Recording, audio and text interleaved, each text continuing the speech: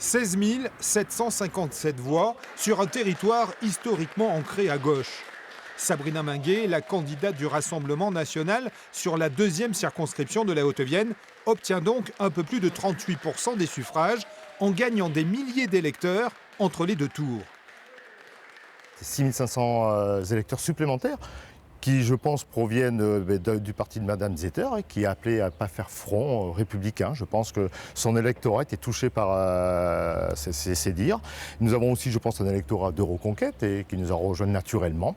Et puis, je pense qu'aussi, nous avons cet électorat des Républicains qui, aujourd'hui, penche du côté macroniste ou du côté de Marine Le Pen. Sur cette circonscription plutôt rurale, le Front républicain a donc disparu.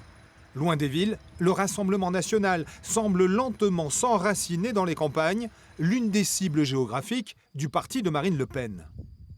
On a un programme qui touche vraiment la sensibilité de la population des zones rurales. Certes, il faut bien sûr de l'argent dans les quartiers populaires pour améliorer aussi la vie au quotidien des personnes qui habitent dans ces quartiers populaires. Mais je pense qu'on a oublié, vous savez, cette campagne de la France. Et je pense que 6 milliards aussi maintenant doivent être un petit peu donnés à cette campagne pour qu'ils puissent aussi profiter et vivre correctement.